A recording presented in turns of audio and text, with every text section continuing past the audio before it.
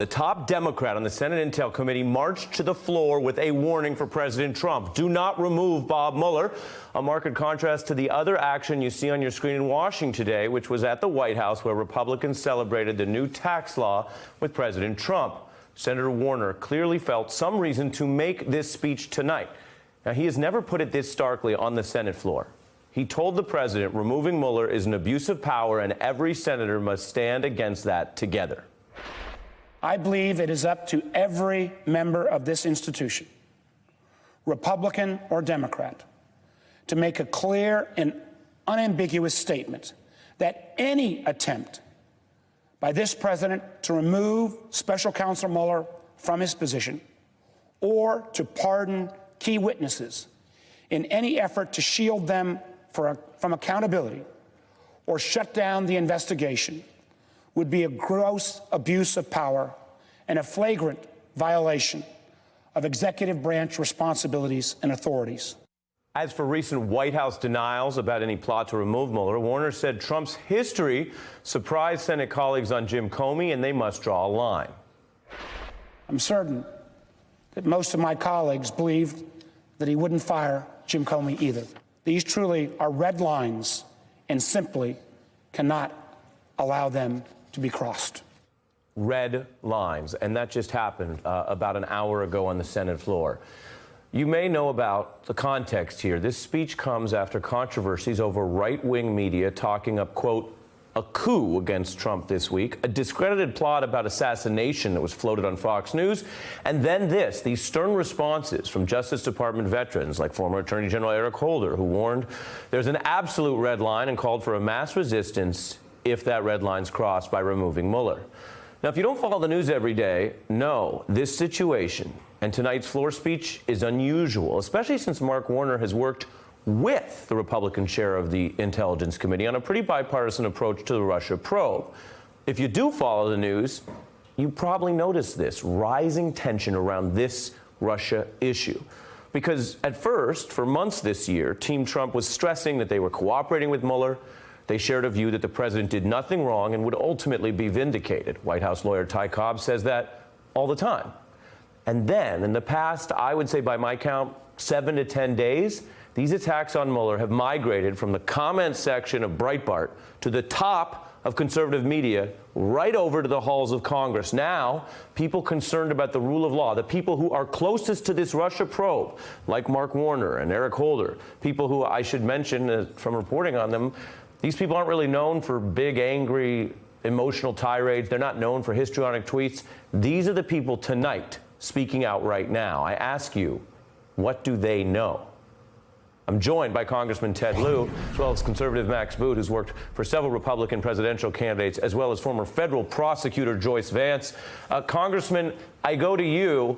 I don't recall your colleague in the Senate, Mark Warner, ever giving a speech on the Russia probe like the one he just gave about an hour ago. What is your view of it, and why now? What does he or others, what do they know? Well, Senator Warner, I commend him for making that speech. He's seeing the same thing that we are seeing here, which is a concerted effort by the president's allies to try to smear Robert Mueller.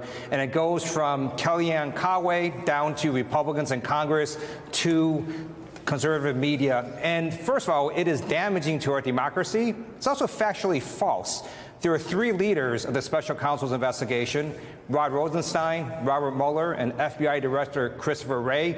They're all Republicans. And by the way, Christopher Wray gave $39,000 in campaign contributions exclusively to Republicans. So this is not some sort of Democratic special counsel investigation. But Congressman, you're pointing to all of these public attacks. Some of them may be unseemly. They may unnecessarily to give kind of a decay or an erosion of public faith in our nonpartisan institutions. But I want to be clear. People have the right to make those attacks.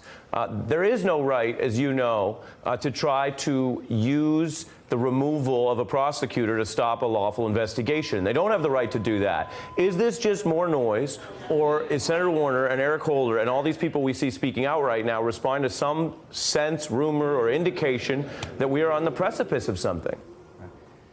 So there are rumors, but I can't corroborate those rumors. But keep in mind, the special counsel is getting closer. And Robert Mueller would not have done a plea deal with Michael Flynn to go to get people under Michael Flynn. They would have gone and done a plea deal to get people above Michael Flynn. There's only a handful of people above Michael Flynn, and some of them are in the White House. Max, I want to play for you much of what we've been hearing in conservative media. The special counsel of Robert Mueller's entire investigation, we now know tonight, is one giant cesspool. It's full of corruption, partisanship, and unbridled bias. The fix was in against Donald Trump from the beginning, and they were pro-Hillary. They can't possibly be seen as objective or transparent or even-handed or fair. Right now, this investigation he's heading has become irreparably tainted. The investigation was weaponized to destroy his presidency for partisan political purposes. Now, if that's true, we have a coup on our hands in America. Well, Ari, let me read you a summary, the best summary I've seen of what's going on here. There is something profoundly demeaning and destructive to have the White House systematically undermine an officer of the Justice Department. And when I watch these paid hacks on television, to be quite honest, I am sickened by how unpatriotically they undermine the Constitution of the United States on behalf of their client. Now, that was, guess who that was? That was Newt Gingrich speaking in 1998, defending Ken Starr from attacks from Democratic partisans. And now Newt Gingrich and everybody else on the right is doing exactly what they attacked in the 1990s. And it's just as disgusting now as it was then, because it's just so offensive and specious to suggest that Robert Mueller, this American hero, a man who served his country in Vietnam and a lifelong prosecutor who doesn't have a partisan bone in his body, is somehow guilty of a coup against Donald Trump, that he's some kind of partisan zealot. I mean, it's so far removed from the truth that the fact that so many Republicans are saying these things is just a sign of how worried they are that, in fact, Mueller is getting close to Donald Trump. And Joyce, as a former federal prosecutor, you understand how many lines are being crossed just in that rhetoric. I wonder what you thought of Senator Warner's speech here. Again, honestly, I don't want to sound rude or judgmental, but the thing you hear most about Senator Warner on these issues the last several months is that he is overly careful, that he prefers to do briefings with the Republican on the committee. He is not known, I just want to be clear, for sounding off. And meanwhile, you have the Washington Post reporting that Trump, according to White House advisor, enjoys these attacks on Mueller. In recent weeks, he's spoken to a number of Fox News hosts, Republican lawmakers, and others castigating Mueller's team, the advisor said. Joyce. Senator Warner is well known for his restraint, and so the fact that he came forward and made this speech on the floor of the Senate is very unusual. He said that it would be a red line if Mueller were fired or if pardons were issued for witnesses in the Russia probe, because they had uncovered so much evidence of linkages between the campaign and Russia. What I think is heart-wrenching for many people on the Hill and many people who've worked in the Justice Department is watching this ping-pong game-like repartee that's going on beyond some people on the media, some supporters of the president, with people, the real people in this country who've never worked in the Justice Department or on the Hill, watching the back and forth and unsure. Can they trust Bob Mueller? Has that become a politicized investigation?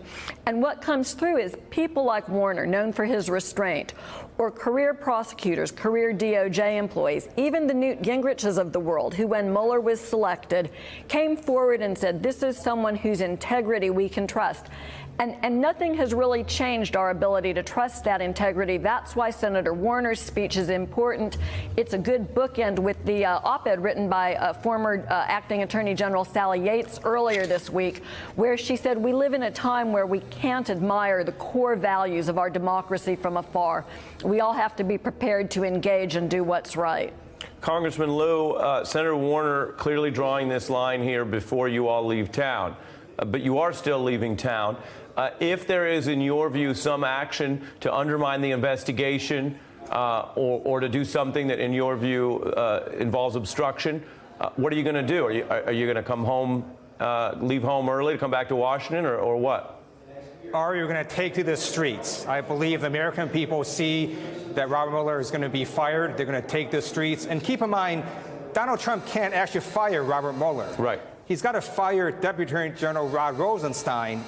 and then put someone else in his place to fire Robert Mueller. Well, that's exactly what Nixon did. You're referring to one path. I mean, the rules require that there is a finding of good cause. So either the person in charge, which is right now Rosenstein, has to find that, or you need to put someone in place who's willing to find that, and then that itself could become a legal controversy. Your point being that you don't think today, based on Rosenstein's public comments, he's anywhere near going along with that kind of plot. Not only that, but Rosenstein said under oath before the House Judiciary Committee that there is no good cause to fire Robert Mueller and that he would not do it. And what would you do if Rosenstein were removed? Would you try to call him before the Congress? I mean, people maybe 2 hours ago weren't going there, but now that you have Mark Warner out tonight on the floor saying this, people are starting to wonder what's next if this were to happen. We would take to the streets. We would try to impeach Donald Trump. And look, if he wants to follow in the footsteps of Richard Nixon, he's welcome to try, but it will not end well for him. Max Boot. Well, I think that's absolutely right. And my concern here is that, yeah, I'm glad that Senator Warner is speaking out. My concern is, where are the Republicans? Why aren't the Republicans speaking out in similar fashion? Because this should not be a partisan issue. The United States was attacked last year. The Russians sought to undermine our election, and we need to get to the bottom of it. And Republicans ought to be just as concerned about it as Democrats. I mean, 2 points on that, and then a final word from Joyce. One is where are the Republicans? One of them, Congressman Gates, who's been pushing against Mueller, is going to be on the beat tonight. We're going to depose him live. And Max Boot, you're going to be here for some fact-checking as well, involved in that. And two, we're going to hear also after the break from some of the Republicans who had what can only be described as slavish praise for their leader, Donald Trump, in an unusual event at the White House. Joyce Vance, what do you think the career men and women at the DOJ, where you served as a nonpartisan prosecutor for so long, well, what are they thinking right now tonight? Everyone who works for the Justice Department takes an oath to uphold the Constitution when they enter their tour of duty at the Justice Department. My expectation is that the career folks at the Justice Department will uphold that oath, that people like Rod Rosenstein and others will do the best that they can to continue that strong tradition and make sure that we see justice done in this investigation like they have over the years.